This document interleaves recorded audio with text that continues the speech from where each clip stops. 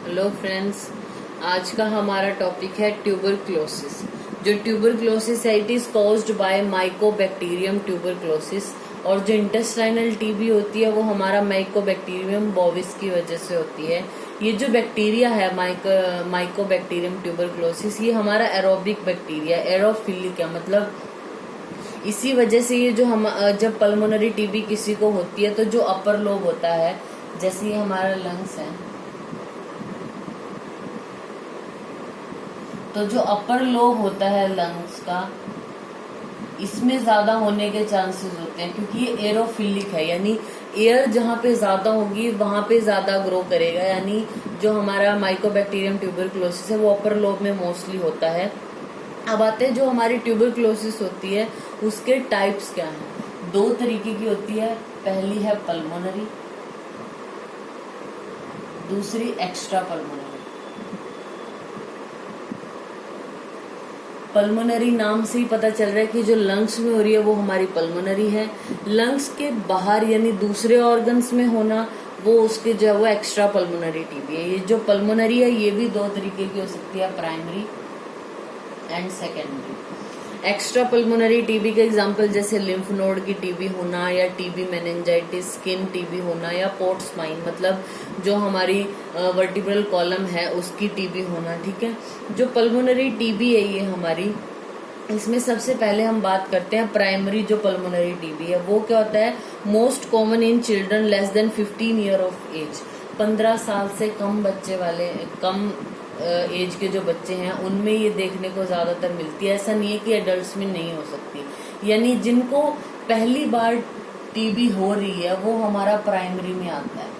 ठीक है, root of infection इसमें ड्रॉपलेट इन्फेक्शन है, या जिससे कफिंग या स्नीजिंग के थ्रू पेशेंट में एंटर हो जाएगा। बैक्टीरिया लंग्स में एंटर करते ही जो वो इन्फिल्ट्रेशंस बनाता है जिसको हम बोलते हैं गॉन्स फोकस। मतलब जैसे वो एंटर किया उसने एक एरिया सा बना दिया अपना नेक्रोसिस का, वो हमारा गॉन्स फोकस है। ये मेनली मिडल या लोअर लोब में देखने को मिलता है बच्चों में। तो 80 to 90% ये स्पॉन्टेनियसली हील हो जाता है बाय फाइब्रोसिस और कैल्सिफिकेशन, या फिर ये यहाँ से क्या होता है हिमेटोजिनस रूट से, यानी ब्लड के थ्रू जो है वो एक्स्ट्रा पल्मोनरी टीबी भी कॉज कर सकता है, या मिलियरी टीबी भी कॉज कर सकता है। फिर जो ये हमारी सेकेंडरी टीबी है इसमें जो फोकस बनता है इसको बोलते हैं साइमन फोकस।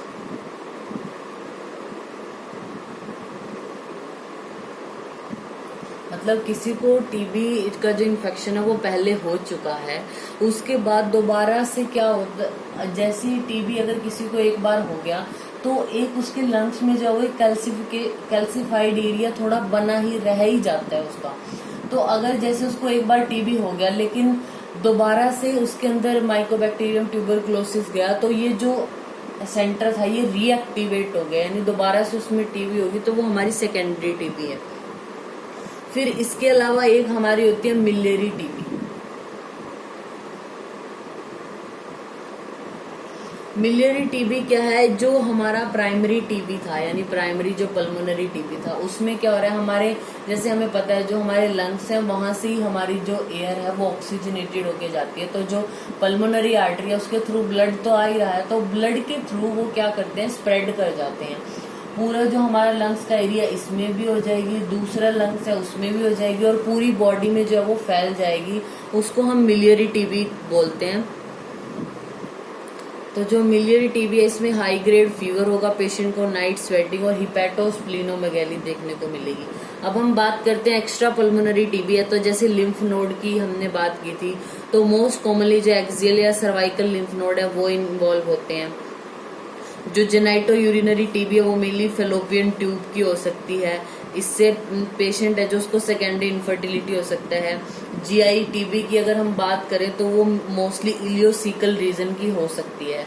अब जब एब्डोमेन में यानी जीआई ट्रैक में टीबी है तो उसमें abdomen distension, abdominal pain, bleeding, per rectum ये सब देखने को मिलेगा।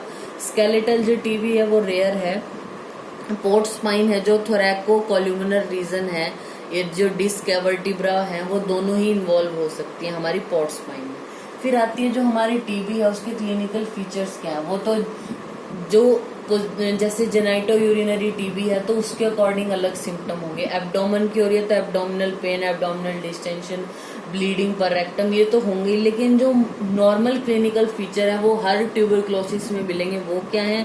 प्रोडक्टिव कफ का होना, evening rise of temperature, haemoptysis, night sweating और वेट लॉस का होना। फिर आप क्या कराओगे? आपको डायग्नोज करना है कि इसको टीबी है या नहीं, या किसी और वजह से ये सारे सिम्टम आ रहे हैं। तो आप क्या क्या इन्वेस्टिगेशंस कराओगे? बेसिक से स्टार्ट करते हैं तो सीबीसी कराते हैं, ईएसआर कराएंगे तो ईएसआर बढ़ा हुआ मिलेगा, एचबी पेशेंट का कम मिलेगा, स्पूटम एग्जामिनेशन फॉर एएफबी यानी एसिड फास्ट बैसिलस हम बोलते हैं, माइकोबैक्टीरियम जो ट्यूबरक्लोसिस है उसको, तो स्पूटम फॉर एएफबी ऐसे लिखा जाता है। फिर आता है पीपीडी, प्यूरिफाइड प्रोटीन डेरिवेटिव, यानी जो मॉन्टुक्स टेस्ट है वो हमें करना होता है। इसमें क्या करते हैं? पीपीडी का इंजेक्शन देते हैं इंट्राडर्मली, फिर 72 आवर्स के बाद इंड्यूरेशन देखते हैं। जैसे ये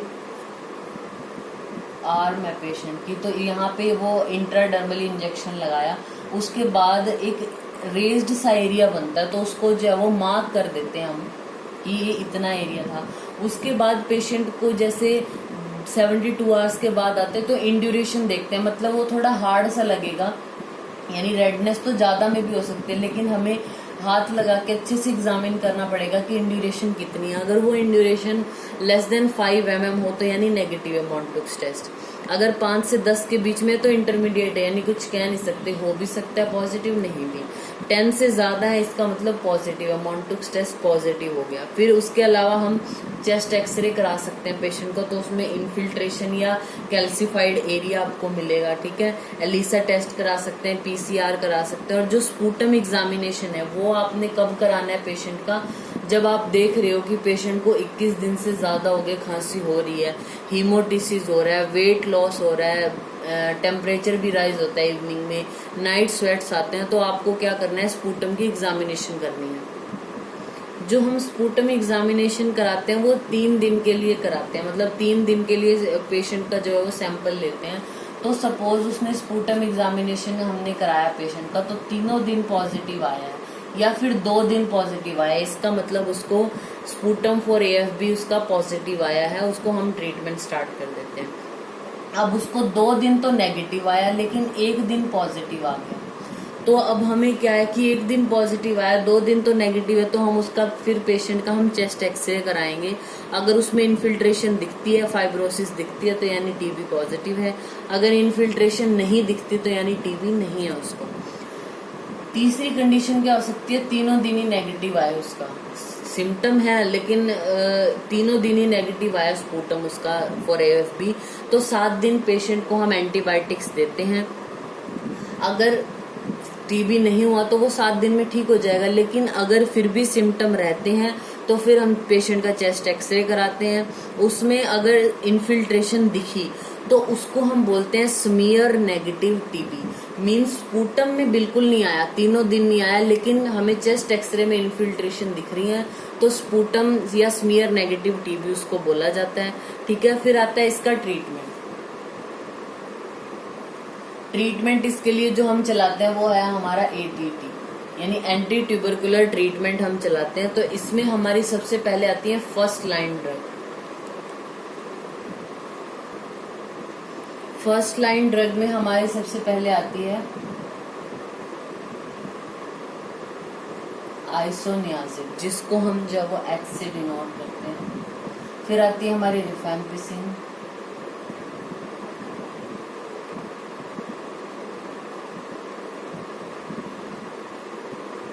जिसको हम आर से डिनोट करते हैं। फिर आती है हमारी इथेम्ब्यूटॉल,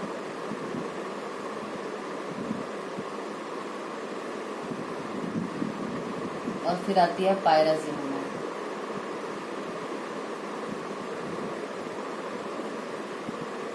इसके अलावा स्ट्रेप्टोमाइसिन भी हम यूज करते हैं, लेकिन अब मेन जो ये फर्स्ट लाइन ड्रग्स हैं वो ये 4 ही हैं, ठीक है। इनकी डोजेस क्या हैं? जो आइसोनियाजिड है वो हम यूज करते हैं 5 mg पर kg पर डे के अकॉर्डिंग, और जो रिफेम्पिसिन की डोज है वो 10 mg पर kg पर डे के अकॉर्डिंग, और इथेम्ब्यूटॉल है उसकी है 15 mg, और इस पायराजिनामाइड के 25 mg/kg पर डे, ठीक है। फिर अब हम इनके ये सारी जो ड्रग्स होती हैं ट्यूबरकुलोसिस की होती हैं हिपैटोटॉक्सिक, यानी लीवर को बहुत ज्यादा इफेक्ट करती हैं, लेकिन हर किसी के अलग अलग और भी साइड इफेक्ट्स हैं। तो जैसे हम बात करें आइसोनियाजिड की, ये पेरिफेरल न्यूरोपैथी कॉज करती है, ठीक है। इसलिए जब हम आइसोनियाजिड देते हैं तो पेशेंट को जो हमारा विटामिन B6 है यानी पायरिडॉक्सिन, वो जरूर प्रेफर करते हैं, ठीक है। फिर आता है हमारा रिफेम्पिसिन है, रैशेज होते हैं पेशेंट को, और क्या होता है ऑरेंज डिस्कलरेशन हो जाती है यूरिन की, ठीक है। फिर आता है इथेम्ब्यूटॉल, इथेम्ब्यूटॉल E4 आई, यानी आई को इफेक्ट करेगा, यानी ऑप्टिक न्यूराइटिस या ब्लाइंडनेस कॉज कर सकता है। फिर आती है पायराजिनामाइड, ये मोस्ट हिपैटोटॉक्सिक है। अगर आपको पूछे कि ट्यूबरकुलोसिस में जो हमारी ड्रग्स है यानी ATT में सबसे ज्यादा हिपैटोटॉक्सिक कौन है, वो पायराजिनामाइड है। हिपैटोटॉक्सिक तो ये चारों ही है, लीवर को इफेक्ट कर रही है, लेकिन सबसे ज्यादा जो टॉक्सिक है वो पायराजिनामाइड है, ठीक है। फिर उसके बाद हमारी आती है सेकंड लाइन जो ड्रग है ट्यूबरकुलोसिस की, वो कौन है, तो सबसे पहले आता है एमिनोग्लाइकोसाइड ग्रुप जो सेकंड लाइन का है, तो उसमें स्ट्रेप्टोमाइसिन, अमीकासिन या कैनामाइसिन है। या इसके अलावा हमारा जो क्विनिलॉन ग्रुप है, सिप्रोफ्लोक्सासिन, ऑफ्लोक्सासिन, एजिथ्रोमाइसिन, क्लेरिथ्रोमाइसिन, वो भी हम यूज करते हैं। फिर आती है डॉट्स थेरेपी।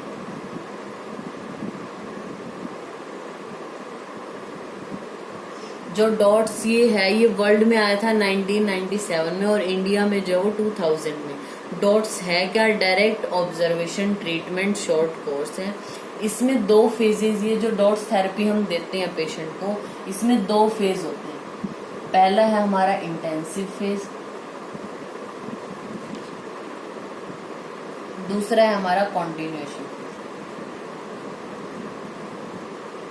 इंटेंसिव फेज हमारा चलता है 2 मंथ के लिए, और जो कॉन्टिन्यूएशन फेज है वो यानी जो टीबी की जो हम दवाई लेते हैं वो मिनिमम 6 महीने के लिए तो होती है। तो इंटेंसिव फेज जो है वो 2 मंथ का होता है। इंटेंसिव फेज का मतलब पेशेंट को डेली या फिर अल्टरनेट डे पे जो है वो हॉस्पिटल आके मेडिसिन लेनी है और अपना चेकअप कराना है इंटेंसिव फेज में। जो कॉन्टिन्यूएशन फेज है वो 4 मंथ के लिए होता है। इसमें क्या है, पेशेंट जो है वो 1 हफ्ते बाद आके अपनी मेडिसिन को कलेक्ट कर सकता है। फिर जो डॉट्स हैं उसकी कैटेगरी और मैनेजमेंट कैसे होती है, तो सबसे पहले हम बात करें डॉट्स में कैटेगरी 1 की।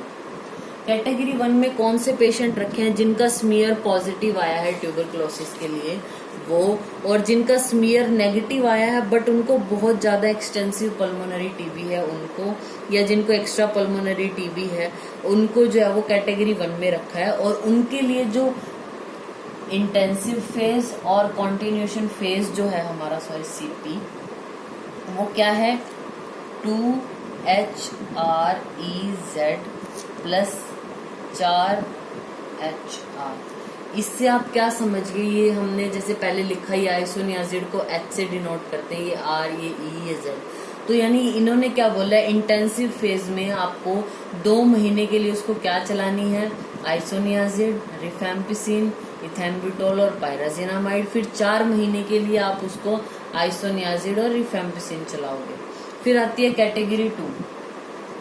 कैटेगरी 2 में कौन रखे हैं, जो ट्रीटमेंट फेलियर है जिनका, या जो डिफॉल्टर है। मतलब क्या होता है, जैसे ट्यूबरकुलोसिस की जो मेडिसिन है वो आपको डेली लेनी है, मिस नहीं करनी, स्किप नहीं करनी है। लेकिन जो डिफॉल्टर है जिसने मेडिसिन ली ही नहीं, या रिलैप्स केसेस हैं, तो उसमें क्या है, जो इंटेंसिव फेज है वो क्या होता है 2HREZS और 1HREZ और ये 5HRE। मतलब उसको हमें 2 महीने के लिए पहले आइसोनियाजिड, रिफेम्पिसिन, इथेम्ब्यूटॉल, पायराजिनामाइड प्लस में स्ट्रेप्टोमाइसिन चलाना पड़ेगा 2 महीने के लिए। फिर 1 महीने के लिए हमारी आइसोनियाजिड, रिफेम्पिसिन, इथेम्ब्यूटॉल, पायराजिनामाइड। फिर 5 महीने के लिए उसको आइसोनियाजिड, रिफेम्पिसिन और इथेम्ब्यूटॉल, ये तीनों ड्रग्स चलेंगी, ठीक है। फिर आती है कैटेगरी 3 जो है, इसमें स्मीयर नेगेटिव टीबी बट लेकिन सीरियसली इल नहीं है पेशेंट, बहुत ज्यादा प्रॉब्लम नहीं है उसको, ये एक्स्ट्रा पल्मोनरी टीबी है जैसे लिम्फ नोड की है या स्किन टीबी है, तो वो कैटेगरी 3 में रखा है। उसके लिए क्या है, जो इंटेंसिव फेज है वो क्या है 2HREZ RZ और ये 4H, यानी उसमें इथेम्ब्यूटॉल इन्होंने ऐड नहीं की। 2 महीने के लिए उसको आइसोनियाजिड, रिफेम्पिसिन और पायराजिनामाइड, और 4 महीने के लिए इसको जो आइसोनियाजिड और रिफेम्पिसिन। फिर आती है कैटेगरी 4 जो इम्पोर्टेंट है, मल्टी ड्रग रेजिस्टेंट यानी MDR। मल्टी ड्रग रेजिस्टेंट क्या है? मल्टी यानी एक से ज्यादा, ड्रग हमारी जो मेडिसिन है वो, रेजिस्टेंट यानी जो इसकी फर्स्ट लाइन ड्रग है इनमें से कोई 2 उसको जो है वो, या 2 से ज्यादा रेजिस्ट हो गई है पेशेंट को, उसकी बॉडी उनके लिए जो है वो नहीं रिस्पॉन्स कर रही, तो वो हमारी मल्टी ड्रग रेजिस्टेंट टीबी में आता है। तो इसके लिए जो है वो डॉट प्लस थेरेपी है। वो डॉट प्लस क्या है? उसमें जो इंटेंसिव फेज है और जो हमारा कॉन्टिन्यूशन फेज है वो कैसे होता है? 3ZEQS, और जो कॉन्टिन्यूशन फेज है वो 18ZE या फिर Q। अब यहाँ पे ये पायराजिनामाइड, इथेम्ब्यूटॉल और क्विनिलॉन ग्रुप, मतलब हमारा जो ये है ऑफ्लॉक्सासिन, सिप्रोफ्लॉक्सासिन, लिवोफ्लॉक्सासिन, वो प्लस में स्ट्रेप्टोमाइसिन, और 18 मंथ के लिए जो है वो हमारा पायराजिनामाइड या इथेम्ब्यूटॉल या फिर क्विनिलॉन ग्रुप चलाना है। ठीक है। अगर HIV है पेशेंट को और उसके साथ साथ ट्यूबरक्लोसिस हो गया तो उसके लिए हमारी आती है HAART, यानी highly active anti retroviral treatment patient को देना होता है। मतलब जो उसका जो HIV है उसका तो ट्रीटमेंट चल ही रहा है, मतलब एंटी रेट्रोवायरल थेरेपी तो चल ही रही है ART, उसके साथ ATT प्लस में स्टेरॉइड्स देते हैं पेशेंट को। ठीक है। तो ये हमारा टॉपिक हो गया ट्यूबरक्लोसिस। Thank you.